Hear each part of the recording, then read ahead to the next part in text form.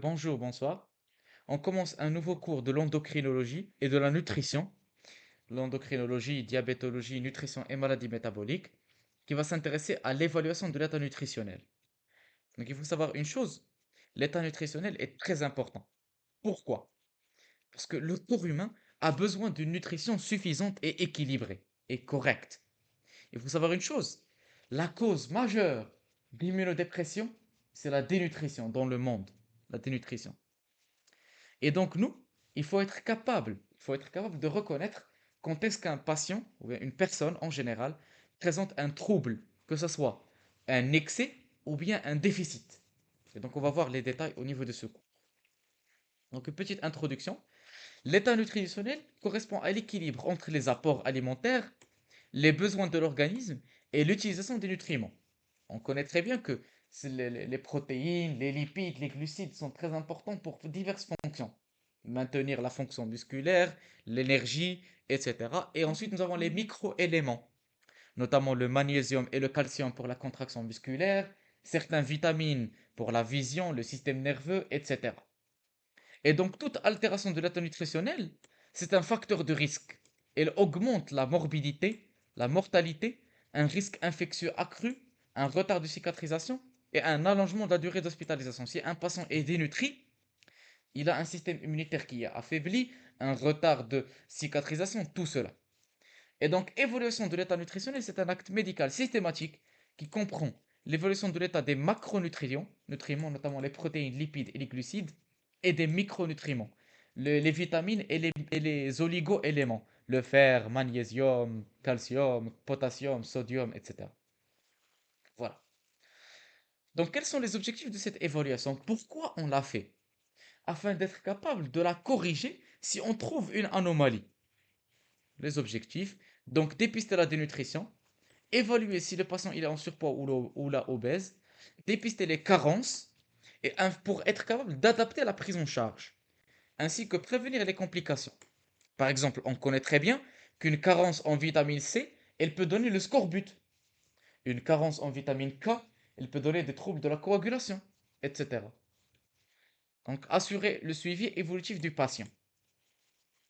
Donc, quelle est la démarche globale de l'évaluation nutritionnelle? Lorsque le patient il consulte, il faut être capable, on commence dès l'anamnèse. On lui demande qu'est-ce que vous mangez, est-ce que votre alimentation est équilibrée, comment vous vous sentez, etc. Donc, antécédents personnels, cancer, insuffisance cardiaque, maladie digestive chronique, là notamment la maladie cœliaque, les Mickey, etc., diarrhée par malabsorption, maladie inflammatoire, diabète, troubles psychiatriques, etc.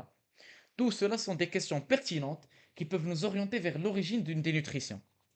Les antécédents familiaux, obésité familiale, diabète, maladie cardiovasculaire, cancer, carence nutritionnelle, etc. Mais Est-ce aussi que je peux le, comprendre? le lieu, le lieu où vit le patient. Parce que certaines régions peuvent présenter des carences. Notamment les patients qui vivent en région montagneuse peuvent avoir une carence en iode parce qu'ils ne mangent pas les produits marins, etc. Non, mais ياسر بغيت تقول شي حاجة؟ Est-ce que je fais le cancer? Le cancer, il induit la dénutrition, l'amaigrissement. C'est ça. Mais si le patient il vient et consulte, docteur, j'ai perdu 10 kilos en un mois, c'est pas normal. Donc il faut chercher est-ce qu'il a un cancer ou la زعما le fait que le tuberculose. cancer كيصفر هذاك لي نوتريمون زعما Bien sûr, كاملين. le cancer, آه. c'est hyper catabolique. Il consomme beaucoup de glucose. Voilà. Histoire pondérale, le poids actuel, le poids habituel, la perte de poids et la vitesse de l'amaigrissement. Elle aussi, elle est très importante. Et bien sûr, dans son contexte. Si le patient, il vous dit, Monsieur le docteur, vous savez, je fais un régime et du sport, donc c'est normal qu'il perde du poids. Qu'il perde, qu'il perde un peu de poids. Mais s'il vous dit, ah docteur, là, je ne bouge pas, mais quand même, j'ai trop maigri, donc en une semaine, j'ai perdu 3 kilos, là, faut chercher s'il n'y a pas une glomérulonéphrite, s'il n'y a pas un cancer qui se développe, s'il n'y a pas une infection, etc. Regardez, c'est l'anamnèse. Ensuite, on حنا lui شفنا demande, oui, حنا شفنا واحد الباسيون في اونكو oui, ولقى عنده هاد اون بيرت زعما بير دو بوا شيفري ا 20 كيلو. ما 20 عرفتش kilos. شي عرفت شهر ولا شهرين عقلت يمكن. 20 kilos en un mois, là, c'est un nombre énorme. Et donc, il y a quelque chose qui cloche. Il faut la trouver. Les apports alimentaires, la quantité, est-ce qu'il mange normal, diminué, est-ce qu'il a arrêté de manger, surtout s'il y a une pathologie psychiatrique, et l'aliment, comment il sent. Est-ce que les apports protéiques sont suffisants, les fruits et les légumes, les matières grasses, pour voir s'il y a une alimentation variée et équilibrée. Le mode d'alimentation, voie orale, alimentation par une sonde, nasovaginale, nutrition parentérale, ça dépend, parce que certains patients hospitalisés, ils peuvent être alimentés par d'autres voies, une stomie d'alimentation, etc. Et donc là, il faut évaluer les ingestats. Les aliments qui rentrent, il faut les évaluer. Est-ce qu'ils mangent suffisamment? Donc, enquête alimentaire, rappel sur 24 heures, s'il y a assez de viande, de crudités, etc. Et donc, il existe quelques scores, notamment le score d'évaluation facile des ingestats, le CFI, ou bien le questionnaire de dépistage, Generated Subjective Global Assessment, donc PGSGA, ou bien Mini Nutritional Assessment, MNA, pour les patients utiles et pour les patients âgés qui est très utile. Donc, ça nous permet d'évaluer est-ce que le patient il mange suffisamment. Ensuite, s'il y a des signes associés, des troubles digestifs, notamment des vomissements, parce que des vomissements chroniques, ça peut induire une dénutrition, une diarrhée, des nausées, dysphagie. Contexte de survenue, s'il y a une infection aiguë, post-opératoire, hospitalisation, stress, dépression. Ça peut être aussi ils peuvent induire un trouble de nutrition, etc. Et terrain, bien sûr. Si l'âge avancé, isolement social, l'activité physique, les habitudes toxiques et le niveau socio-économique. Toutes ces informations sont pertinentes afin d'être capable de déterminer si le patient a un bon accès à une nutrition correcte. Sinon, il est plutôt prédisposé à faire une des carences. Donc là, on va passer maintenant à l'examen clinique. Et donc à l'examen clinique, on va voir le patient. Les signes généraux, s'il y a un amaigrissement visible, notamment au niveau du visage, au niveau des membres, etc. L'asthénie, s'il est affaibli, parce que bien sûr, s'il y a un manque de glucose, etc., il y aura l'asthénie générale. Diminution des performances physiques, difficulté à la marche et au lever. Et donc l'examen morphologique, on trouve la fente musculaire au niveau des épaules, des cuisses, etc. Et les pertes du tissu adipeux. Et donc il y a plus le pli cutané, il n'est plus très marqué, etc. Il faut rechercher aussi les œdèmes et les critères anthropométriques. Donc on va évaluer les mensurations du patient. Le tour de taille, l'IMC, la taille, le poids, etc. Ce sont des informations très importantes qui nous orientent vers est-ce qu'il a une corpulence, une composition corporelle qui est plutôt normale ou bien anormale.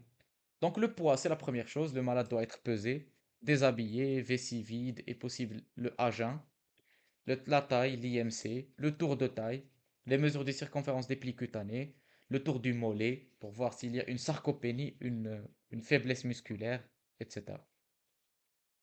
L'IMC. L'IMC, il est le plus largement utilisé. Donc entre 19 et 25, c'est la normalité. Supérieur à 25, c'est le surpoids. Supérieur à 30, c'est l'obésité, grade 1, 2, 3. Et inférieur à 19, c'est la dénutrition, grade 1, 2, 3 et 4. Donc là, ce sont les seuils normaux, donc entre 19 et 25. Le tour de taille, c'est le reflet de la répartition anatomique de la masse grasse, de la graisse, surtout au niveau abdominal. Et donc le tour de taille, on le prend entre les deux crêtes iliaques et l'ombilique. Donc constitue un lien étroit avec le syndrome métabolique. Parce qu'il faut savoir que la graisse, surtout abdominale, c'est elle qui est hormonosécrétante et qui augmente l'état inflammatoire et avec le temps, elle peut évoluer vers le diabète, etc. Chez la femme, elle doit être inférieure à 80 cm. Chez l'homme, inférieure à 94 cm. Le tour de taille abdominal. Ensuite, les mesures des circonférences permis d'estimer l'état de la masse musculaire, donc les circonférences bicépitales du biceps pour voir si le muscle et la graisse, exprimés en centimètres. Mais faire attention, les œdèmes peuvent augmenter ces valeurs. Le pli cutané, si nous avons des plis cutanés, ça veut dire qu'il y a beaucoup trop de graisse, une double couche de la peau au niveau du menton, au niveau de l'abdomen, au niveau des pieds, de la cuisse, etc. Donc les différents plis mesurables, plis tricipital, bicipital, etc., les plis cutanés, s'ils sont très épais, ça veut dire qu'il y a beaucoup de graisse. Voilà. Sinon, on peut demander des examens paracliniques. Des examens paracliniques pour nous donner des index. Notamment, c'est eux qui nous donnent exactement la composition du corps humain en masse graisse, masse maigre, masse musculaire, etc. Et donc, on peut utiliser soit la bioimpédance-symétrie, sinon la DEXA, ou bien la force musculaire, pour voir si le muscle il a une bonne fonction. Voilà. Ensuite, on demande aussi un bilan nutritionnel, biologique, donc la NFSCRP, l'albumine, c'est le taux de protéines, ionogramme sanguin, urée créate, glycémie et le bilan lipidique. Donc ça nous donne surtout les macronutriments, mais on va aussi demander des bilans complémentaires, notamment la ferritine, le fer, le magnésium, le calcium, etc. Donc, dosage de l'albumine, c'est un marqueur nutritionnel, le plus ancien et le plus courant qu'on utilise, parce que s'il y a une hypoalbuminémie, c'est un marqueur de mauvais pronostic. Donc, fiabilité et valeur pronostique surtout. Donc, dénutrition inférieure à 35 grammes, inférieure à 30 elle est sévère, et inférieure à 25 dénutrition grave. Parce que l'albumine, rappelez-vous, c'est une protéine très importante au niveau du sang et qui joue plusieurs fonctions. Le transport des hormones, le tampon, etc. Ensuite, un bilan micronutritionnel, donc la ferritine plus le fer, quelques vitamines B12, B9, vitamine D, calcium, magnésium, etc. pour dépister les carences les plus fréquentes. Voilà. Après avoir terminé notre évaluation de l'état nutritionnel, un petit mot concernant les complications de la dénutrition. Pourquoi la dénutrition est-elle si grave? Parce que la dénutrition, que ce soit macronutriments ou bien les micronutriments, les complications, il y en a plusieurs. Mais surtout, les complications infectieuses. Parce que c'est un terrain d'immunodépression systémique. Voilà. Donc les complications générales, une asthénie intense, diminution de la qualité de vie, perte de l'autonomie, une faiblesse musculaire, allongement de la durée d'hospitalisation, augmentation de la mortalité. Les complications infectieuses, parce que c'est une immunodépression, infection répétée et retard de guérison. Parce que comme on a vu, les constituants sanguins, ils sont faibles. Il n'y a pas une bonne nutrition. Les complications musculaires, fente musculaire, sarcopénie, diminution de la force musculaire, cutanée, le retard de cicatrisation, les escarres, les fragilités cutanées, et donc ça peut ulcérer les fissures, etc. Et donc ça peut être une voie d'entrée, et encore une fois, ça peut donner des infections à répétition. Ensuite, nous avons les complications hématologiques. On a vu en long et en large les anémies par des carences. La carence martiale, c'est hypochrome microcytaire. La carence en vitamine B12 et vitamine B9, c'est mégaloblastique. Surtout la vitamine B12, elle peut donner aussi des complications neurologiques. Donc, les vitamines B12, donc complications neurologiques, neuropathie périphérique, troubles cognitifs, etc. Ou bien un trouble hydroélectrolytique. Donc trouble hydroélectrolytique, potassium, sodium, etc. Calcium, il peut donner des arythmies cardiaques, etc. Donc cardiovasculaire, hypotension, trouble du rythme, aggravation de l'insuffisance cardiaque. Et l'inverse est aussi correct. Complications chez l'obèse carencé, dénutrition masquée, sarcopénie, retard de cicatrisation, risque majoré après chirurgie bariatrique, etc. Voilà. Donc ياسين maintenant, on a compris. Oui, Yasser? انا بغيت نقول زعما الا اختارنا هاد الشيء من غير ان لا دينوتريسيون كتاندوي هاد لي كومبليكاسيون راه كاع هاد لي كومبليكاسيون اللي كاين سون انترشونجابل يعني راه تقدر عندك اون سول بارمي لي كومبليكاسيون دير لك اوتر كومبليكاسيون. Bien sûr, voilà. Ce sont des complications synergiques. Une seule, elle peut amener avec elle les autres. Donc c'est pour cela, la carence, elle est très grave. L'état de carence est très grave. Et donc nous, en tant que médecins, c'est d'être capable de la dépister et de la traiter d'une manière adéquate. Donc pour la traiter, les moyens, il y en a plusieurs. La supplémentation, la nutrition parentérale, les apports, enrichir la nutrition, etc. Voilà. Donc les objectifs, c'est de corriger ces carences, que ce soit sur le plan macronutriments ou bien les micronutriments. Prévenir les complications, restaurer la masse musculaire et d'améliorer la qualité de vie pour éviter cette mortalité. cette morbimortalité excessive. Parce que quelqu'un de dénutri, il peut avoir le pronostic des pathologies qui sont bénignes, pour lui, elles deviennent plus graves, elles deviennent plus sombres. Voilà. Donc les moyens, enrichissement alimentaire, on demande aux patients de manger plus de repas avec plus de nutriments, les crudités, les viandes, le lait, kulchi. Et donc augmentation de la densité calorique, enrichissement en protéines, adaptation des textures. Sinon, on peut proposer des compléments nutritionnels oraux.